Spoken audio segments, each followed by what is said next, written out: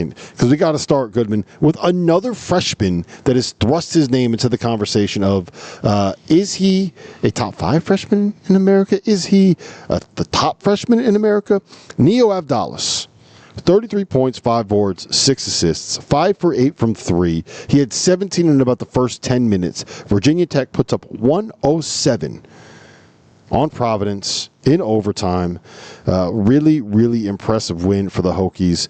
And I will say that if we are living in an era where Mike Young is relevant and on a national platform and accessible for shows like this, it is a better world to live in, because Mike Young is one of one when it comes to college basketball. Glad to see he's got a winning team, and glad to see he's got, what did he call him, the most talented player that he's ever coached? Yeah, that's what he told me in the preseason. He said, this kid is special, 6'9", point guard from Greece, 19 years old, who's an elite passer, sees everything.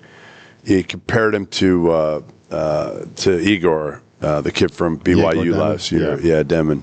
And, he came out, and I had a buddy of mine who's at the game today at Mohegan Sun, and he kept texting me how special this kid is. And not a lot of people knew about him. But again, terrific passer, more of a point guard, even at 6'9", so he's got that size, but a better shooter than Demon was or is. And I think that's going to be the big difference. So, this is a team that we know if you give Mike Young enough talent, right, he's going to win enough games. I mean, there's a reason they didn't have the resources the last year or two.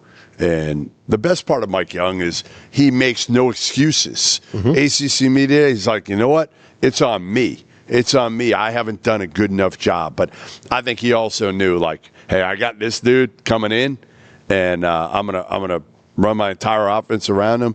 This was a huge win for Virginia Tech, for the ACC, against a team that we think in the Big East could finish third, the Providence Friars. Yeah, and Providence is good. They are. Let's get that out. They had $9 million of NIL. I think anybody that watched that game will tell you that those are 2 tournament teams that we watched.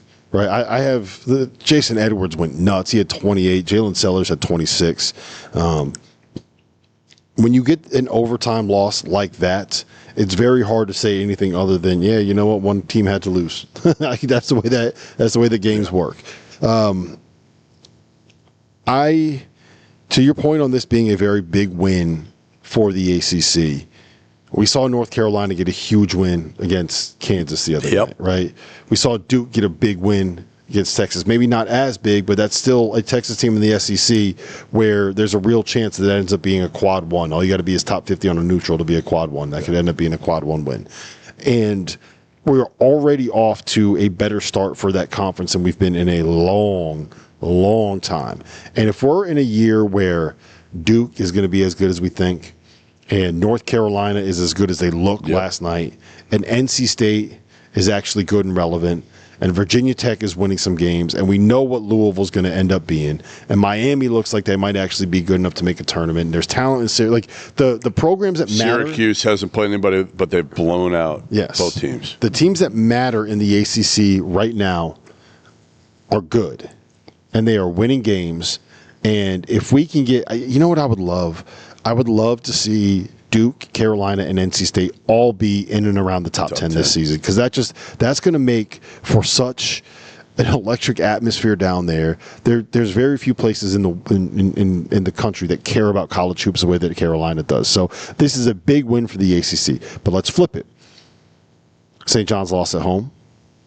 Providence lost in front of probably a 90% Providence crowd at Mohegan Sun. True. Is this a little concerning for the Big East? I don't think so. I don't think so. Again, I think Virginia Tech's going to be a tournament team, so this isn't going to be one that the committee looks at.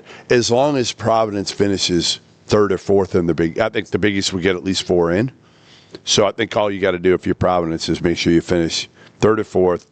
And I believe, again, I can't remember exactly. I'd have to pull it up. Their non-conference schedule, if you want to pull up Providence's non-conference schedule. They play a lot of good teams. I don't know. I don't think it was overpowering. I think there were a couple in there. But I don't think it was overpowering. I think they'll get enough wins in the non-conference. Probably need a resume win or two, only because we don't know how good the Big East is going to be. So if you don't beat UConn or St. John's, how many other resume wins are there going to be? They're going to need something in that non-conference. They have Colorado, that's Penn State. Terrible. And then they play, I believe it's in the Battle for Atlantis against Wisconsin in their first game. So that's going to be a big one for them. That'll be a big one. They're playing in the one out in San Diego, the event out in San Diego. Okay. But that's one that they got to get because Wisconsin's going to be a big. Yeah, that's all I'm saying is okay, you missed on an opportunity here.